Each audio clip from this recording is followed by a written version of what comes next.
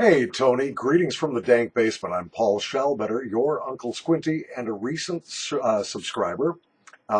Just subscribed tonight, in fact. I like your manner in front of the camera and like what you have to say, so I'm very glad I subscribed. Congrats on 126 and counting, 127, 128, 129, whatever you got. Good for you. It's a milestone and in a very short time, so that's very cool. What kind of pipe do I prefer? Well, first of all, there's a big disclaimer on all of this. I'm a beginner.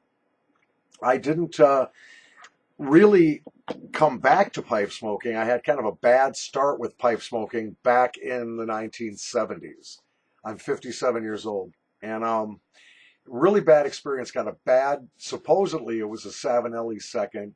The thing smoked really badly, and the tobacco store, they sold me a crappy sort of aluminum pipe nail to go with it. Never sold me cleaners, didn't tell me why I would need pipe cleaners.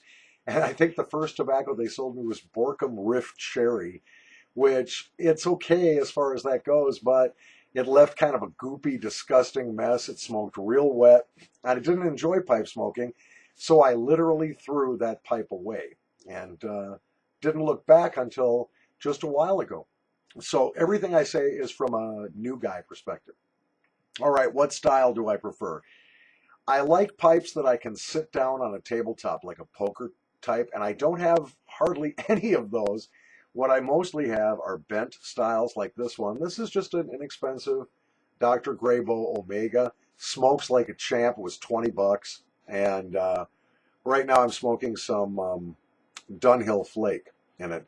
But I like the bent pipes. I think they do sit better in the mouth, less jaw fatigue, less tooth fatigue. I really like that style of pipe. I also love church wardens, but only when I want to sort of look like a sophisticated guy, or either that or a medieval wizard, one of the two. I guess so I would have to say a bent pipe, and if I could find a really nice bent poker, that'd probably be what I'd get.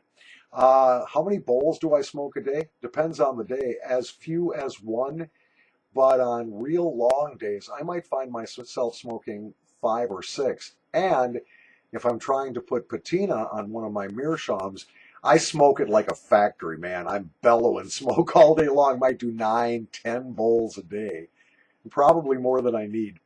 Um, if money was no object and I could buy any pipe, again, I'm a blind guy, so I can't really window shop. I've only got exposure to a few makers and a few styles of pipes. I love my cobs and I love it, but I love my meerschaums. And I think what I would do is if I had unlimited money, I would go actually fly to Turkey and go and talk to some carvers and commission a custom meerschaum piece. Right now, I'm collecting pipes with two themes, either female nudes or the traditional Sultan head style, with the guy with the turban and the beard and all of that. But I've also encountered really cool dragons and eggs and birds, eagles and claws. And there are so many different designs, and I really love the artistry that goes into a beautifully carved meerschaum. So I think if money was no object, take my first trip to Turkey ever, go talk to the carvers, and commission a pipe just for myself. And I would probably have a female nude done of my wife. I don't know if she'd be crazy about the idea, but I think that's what I would like. Thank you, Tony, for the chance to participate in your contest. Very cool. Again, I like your videos. I like the way you speak in front of a camera. Greetings from Minnesota to Florida. From the dank basement, this is Uncle Squinty, Paul Shellbetter. Thanks for your time.